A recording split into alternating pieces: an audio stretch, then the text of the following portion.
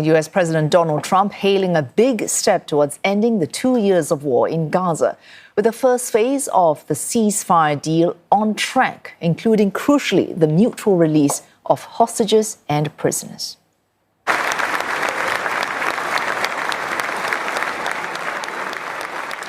Applause for Donald Trump in the Israeli Knesset, Mr. Trump expressing his appreciation to mediators for working together.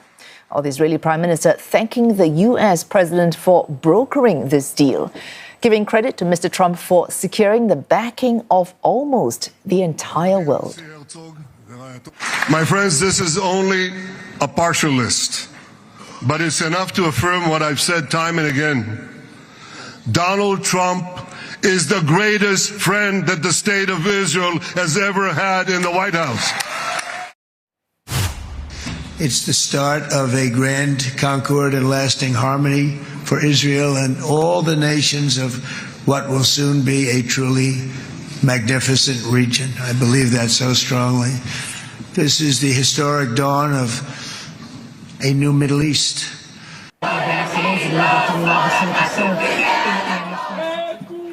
On sharing as well in Tel Aviv's Hostages Square for the return of 20 living captives released by Hamas in 2 batches. They are now receiving medical treatment. Remains of some of the 28 deceased hostages are also expected to be returned, but exactly when, we do not have details. We had a lot of events since October 7th, but nothing can describe what we have here now. We're all so excited and happy to be together. I don't remember this kind of joy in Lavon ever. I think it's the happiest event we ever had here, for sure. Under the same deal, Israel is due to release nearly 2,000 Palestinian prisoners held in its jails. The first groups arriving in the occupied West Bank, reuniting with their families. Many of those freed today were serving life sentences. Mr. Trump at the Israeli Knesset this moment addressing lawmakers. Let's take a listen. She really is. I mean, she loves this country.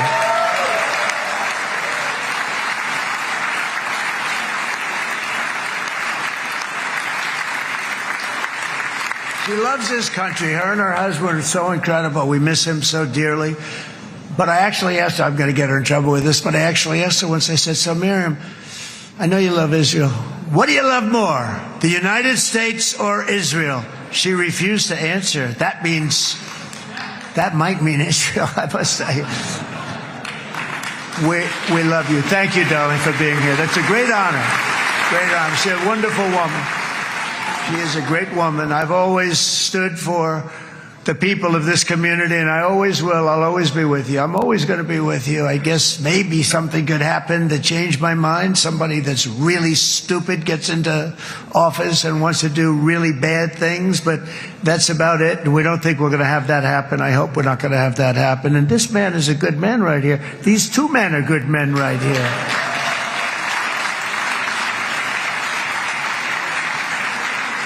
Hey, I have an idea. Mr. President, why don't you give him a pardon? Give him a pardon. Come on.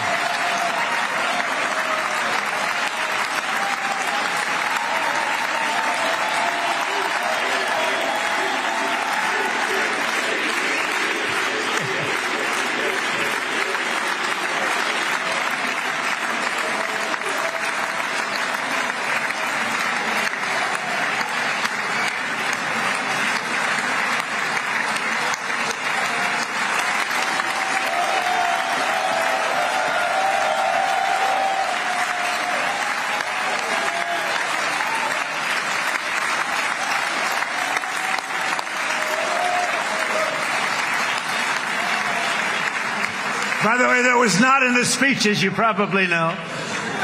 But I happen to like this gentleman right over here, and it just seems to make so much sense. You know, whether we like it or not, this has been one of the greatest wartime presidents. This has been one of the greatest wartime presidents.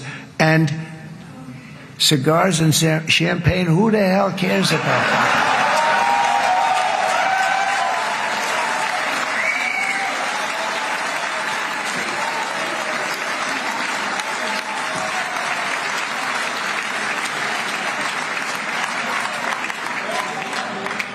All right, enough controversy for the day, right? Actually, I don't think it's very controversial. So, I see so popular. You are a very popular man. You know why? Because you know how to win.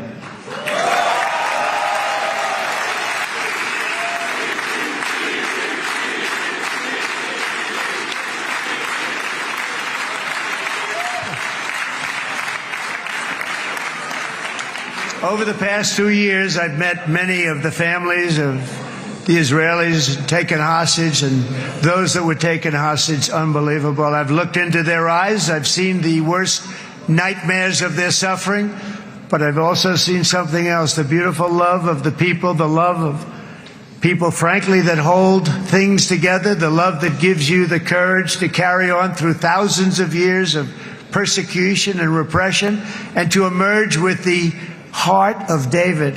It's the heart of David. It's that love that's defeated the enemies of civilization, built this incredible country and this that was Mr. Trump there speaking in the Israeli Knesset. He is still speaking about an hour into that speech. Blake Sifton joins us live from Tel Aviv, and he's covering this story for CNA. Blake, Mr. Trump there speaking in the Israeli Knesset, punctuated with ovations and applause. But many agree this is the most significant day in 2 years of a very painful war. It's been described as the return of hostages as a cathartic experience for many Israelis. Is that your sense as well?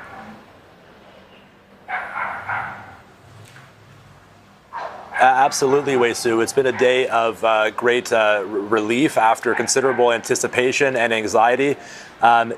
We've seen tens of thousands of people in Hostage Square in central Tel Aviv cheering from the very early morning, watching the hostages released in 2 batches, cheering President Trump's name for his efforts in getting this deal done.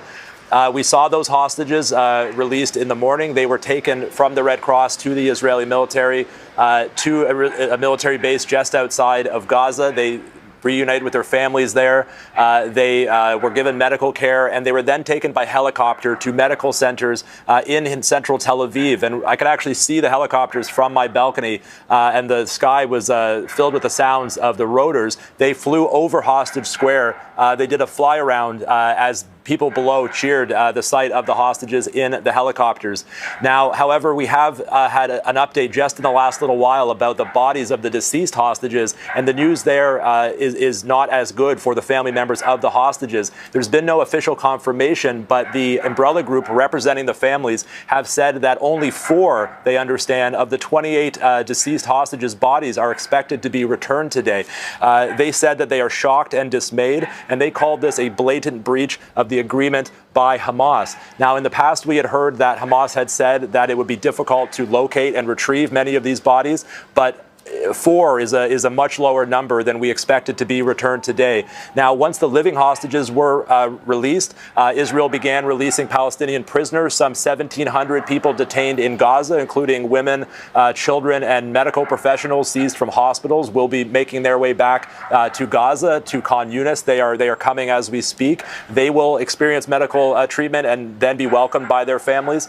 And as you say, we've seen the so-called security prisoners, people serving life sentences, released into the West Bank and arriving in Ramallah.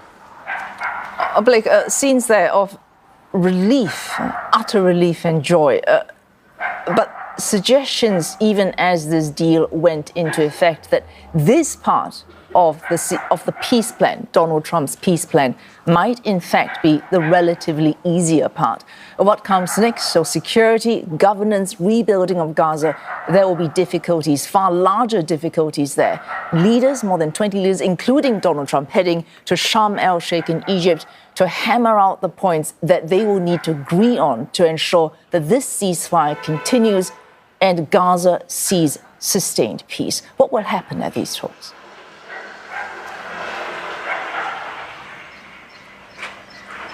Well, I think that's right, Wei Su, that what we've had so far is essentially a ceasefire agreement, which we've had twice before, where you have a cessation of hostilities, a release of hostages in exchange for prisoners, and an increase of aid into Gaza. However, reaching a full peace, the full implementation of President Trump's 20-point peace plan will require considerable more effort and serious obstacles to overcome, including, of course, the disarming of Hamas, the demilitarization of Gaza, which Hamas has shown no willingness to accept.